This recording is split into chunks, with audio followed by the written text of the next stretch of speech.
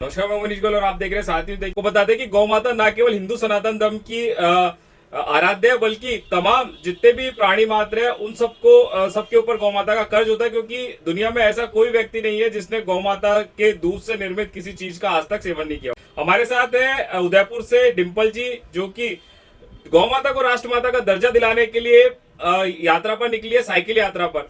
हम इनसे बात कराएंगे क्या उद्देश्य को लेकर ये यात्रा पर निकली और किस प्रकार से यात्रा कर रही है, किस प्रकार से इनका सफर रहा, आज अजमेर पहुंची और आगे की यात्रा किस प्रकार से रहेगी।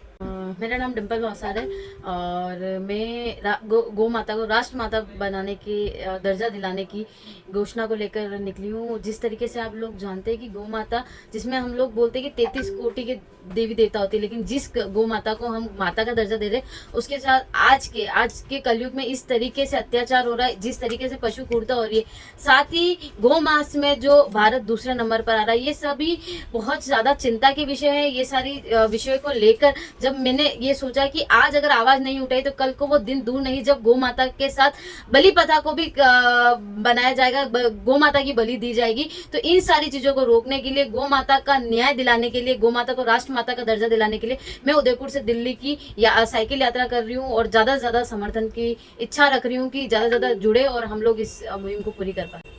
और किस प्रकार से आप हस्ताक्षर अभियान भी कर रहे हैं, वृक्षारोपण भी कर रहे हैं।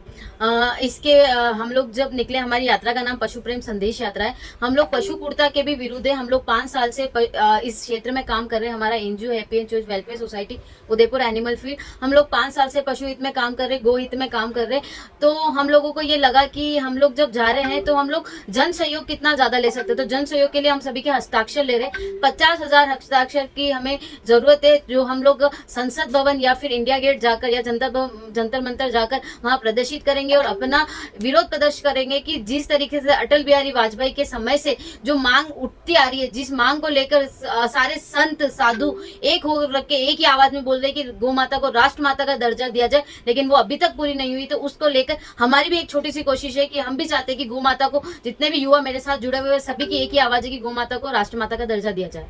कब यात्रा शुरू करी थी और कहाँ पर आप अभी जा चुके हैं, कहाँ पर? मेरी यात्रा उदयपुर से शुरू हुई थी। हम उदयपुर से होते हुए नाथद्वारा, राजसमंद, रेल मंगरा, कपासन, चित्तौड़, सावरिया जी होते हुए फिर हम लोगों ने भीलवाड़ा, आसिंद, बन्नूर होते हुए हम लोग आज अजमेर आए हैं।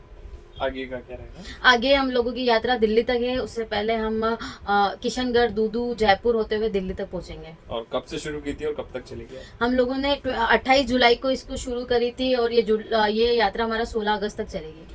अभी बारिश का मौसम चल रहा है, तो कहीं बारिश जल भराव की समस्या का भी सामना करना? पूरे दिन बारिश में ही भीगती हुई यात्रा करी, क्योंकि एक जगह से दूसरी जगह पहुंचना होता है। ज्यादा से ज्यादा लोगों को जागरूक करना होता है, लोगों तक बात पहुंचानी होती है कि किस तरीके से हम लोग पशु क्रूरता में अव्वल नंबर पर आ रहे, किस तरीके से भारत देश की जो संस्कृति रही है वो पशु क्रूरता को कभी भी स्वीकार्य नहीं थी। और हम लोग जो गौ माता को माता मानते हुए भी गो हत्या को स्वीकार रहे हैं, गो हत्या को आम चीज मानकर कर रहे हैं। लेकिन आप देखेंगे कि केरल के में जो स्थिति हुई, जिस जगह हमारी गौ माता का सर काटा गया था वही जगह पूरी अंदर धस गई है।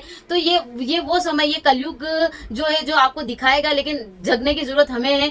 हर एक इंसान गौ माता का दूध पीता है। तो ये कोई धर्म की बात नहीं है, ना ये राजनीतिक मुद्दा है। ये मुद्दा नहीं बनाकर हमें गौ माता को राष्ट्र माता बनाना चाहिए, क्योंकि हर एक इंसान गौ माता का दूध पीता है। हर गौ माता, जैसा कि आपने बताया कि गौ माता पे हर इंसान कर्जदार है, तो उस कर्ज को चुकाने का समय आ गया है। आप ज्यादा से ज्यादा जुड़कर हमारी यात्रा का सपोर्ट करें। हमारी यात्रा को सपोर्ट करने से दिल्ली में जो हमारी आवाज पहुंचेगी वो आप सबकी आवाज पहुंचेगी और हम लोग गौ माता को राष्ट्रमाता बना पाएंगे। युवतियां हैं, जो युवा यूथ है अपना, उनको क्या संदेश देना चाहेंगे?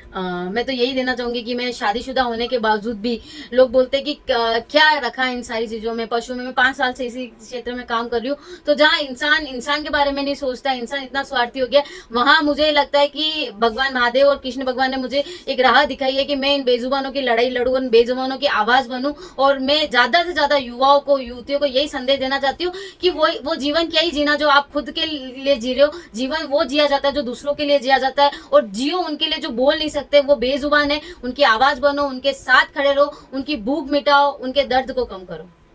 Thank you.